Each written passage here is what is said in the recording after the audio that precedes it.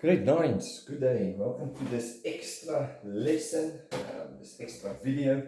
We're still on the topic of the circular flow of the economy. I'm doing this as I would like to ensure that all of you have the access to the right information. You're able to draw it, because this is, if you understand this easy part, then the rest is as easy as pie. I'm just adjusting my lens. Okay, so for this video, we need to understand the three role players. The first one is households, right? I'll write it nice and big. Households, or in other words, the consumer. Now, these are the guys, this includes us. This is our houses, our families, everyone that buys anything from a good to a service. We have then on the other side, we have the businesses, the suppliers, right? They are the ones that makes the goods and services. We call them the suppliers. Now, there must be interaction, but remember, in our economy, we've done the role of the government, so they've got a massive important function to render, and therefore we should not forget about them in this time. So, what does the household have that the businesses want? We must always remember that they've got the four factors of production. I'm just going to say FOP. So they have to give their factors of production somewhere where the businesses can buy it. Remember, if you don't just wake up one day with the milk and bread delivered at your door. Okay, there's not that services yet. So it's all done at the factor market. Where do we buy and sell our factors of production? It's at the factor market. All right. You should know by now that the market is defined by when there's many buyers and sellers, when there's a lot of information, when information is and prices are comparable. That's where we know it's a good market. And on the other side, we've got our goods and services market. Why? This is where businesses sell their goods and services. So the households, they own the factors of production, right? So they give it to the factor market. What do they give? This is their factors of production. What's the four factors of production? It is land or natural resources, capital, entrepreneurship, and your labor. All right. So that's the factors of production. In other words, I'm not going to write it out the whole time, FOP. Now they give it or not give it, they sell it on the factor market. Who buys the factors of production? It is the businesses. They buy and then they receive the factors of production from the factor market, from the households. Now, when they buy it, they have to give money for it, right? So there's a flow of money. So this is the payment. This is where they buy. So this is a payment for the factors of production. And here we see the households also get paid. So it's the payment for the factors of production. So here you can see there's a flow. They give their factors of production, it's sold on the factor market, and they receive payment. This, who buys it at the factor market? The businesses, and then they pay them in return for it. What do the businesses do with the factors of production? They turn it into goods and services. So this is our goods and services arrow. They produce goods and they render services with our factors of production, and this is sold at the goods market, right? And that is completed when the households buys the goods and services. I'm going to use the abbreviation G and S. Now the households, where do they get the money to buy the goods and services? From their payments for their factors of production. And then the money is then distributed back again to the businesses when the goods are sold at the goods market. This is a quick and simplistic form. Now before I add the other roles, I just want to remind you on the four factors of production. So it's our natural resources, our capital, we've got our labor, and we've got our entrepreneurship. This is what they give to the businesses and the factors market. What do the businesses pay that for? If they return the remuneration for natural resources, it is rent. You rent it out. Capital, you get interest. For labor, there's either a salary or a wage that they get, and entrepreneurs, you get all the profit.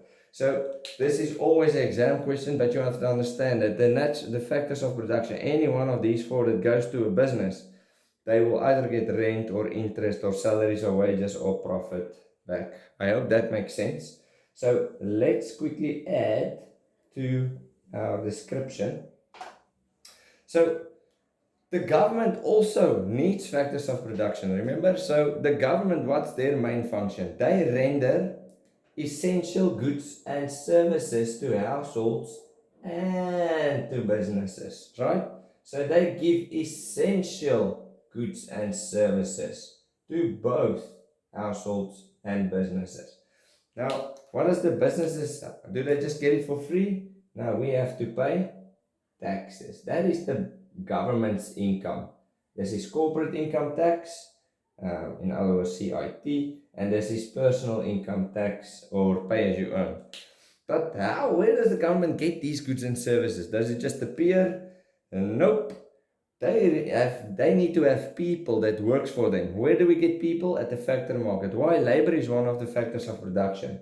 So the government buys the factors of production, the capital, the resources, or natural resources, the labor and the entrepreneurship, and then they pay them for it. So I'll give you an example right now. Same on this side. If the government renders a service, but they need goods to do it, for example, when we tar a road, that's a service to the communities in South Africa. But if they don't have the tar, they can't do it. So they then buy it, the goods and services, from the goods market in order to render these services. And where do they get the money to pay for the goods and services? They charge tax. So this is a quite simple, easy graphic. If you can redraw this, then you're set. I want to just quickly do a few examples. So let's say I give you a scenario with 10 sentences to say, your mother and father works at a company called Woodlands, and they give their labor in return for a salary. Now you have to identify on this chart exactly where that is. So I'll do the first one with you. If there's labor is a factor of production. So your mother and father gives their labor to the businesses in order for a payment for their salaries and wages. But the focus is on their workers. So it's the labor. So this would be where we would say this. So normally it's a A or a B or a C. But now you can see this arrow flows. They sell their labor. All right? Or they could say, the businesses pays your parents for service or for the factors of production that they give them. So now we know this is where they pay them. Okay? Or your mother works for the government. So we know that this factor of production, this is labor, and it goes to the government. Why? She provides her labor, she works for the government. Or your mother receives a salary from the government. Now we know it is where the government pays through the factor market to your mother. So it's always a flow from one participant in the economy to another one. Or your parents buys goods and services from Checkers. Now we know they buy. This is payment for, almost forgot that. This is payment for goods and services. It's also your payment for goods and services.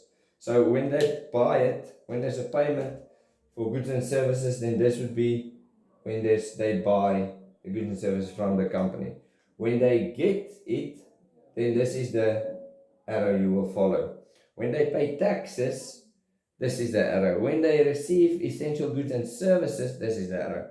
So all you are required to do is just understand the flow, the participants, what's sold at the factor market, what's sold at the goods market, and there's always a flow of goods and a flow of money.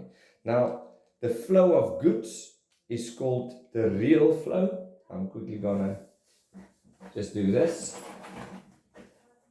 The flow of goods is called the real flow, right? And the flow of money is called the monetary flow. So what we had in blue is the flow of goods and services or factors of production, and this is called the real flow or the flow of goods and services. But the red arrows when going the opposite side is called the monetary flow, which is the flow of money in the economy. I hope this makes sense. If you have any questions, you're welcome to send me an email, and I hope this helps you to complete the activities.